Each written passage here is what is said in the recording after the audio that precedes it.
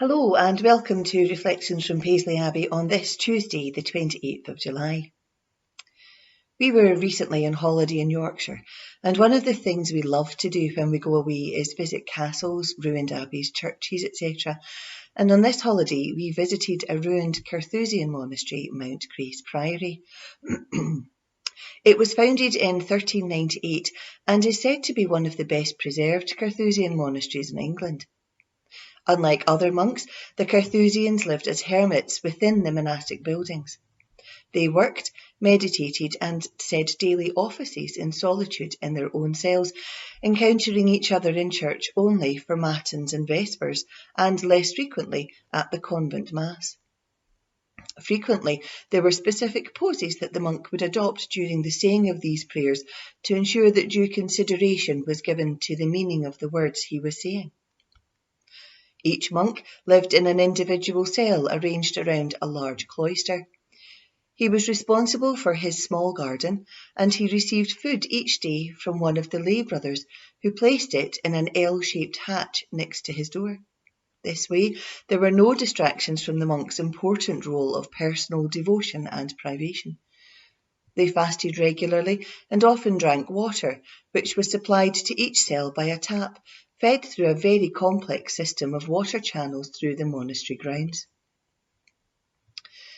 The saying of the various offices of the day is a tradition which continues in Christianity today, and there are various ways in which we can mark these patterns in our own lives, enabling us to feel a connection with those in both the past and current times who follow the same patterns.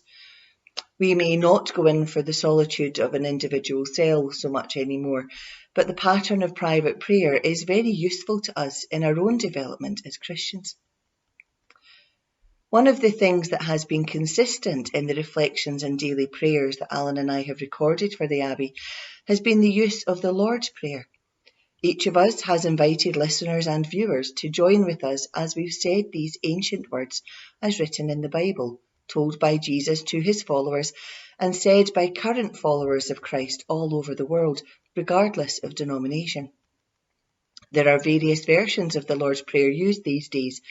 Some versions use the word sin and others the word debts instead of the trespasses which are said within the Abbey's tradition. Yet others have the words in a different order at the end, and some versions have only one forever just before the Amen.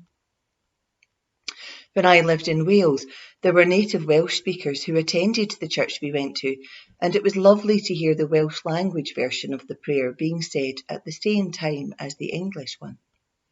On other occasions, I've been in congregations where we have been invited to say the version of the Lord's Prayer that feels most comfortable to us, although this can be quite tricky, as some lines are longer than others in different versions.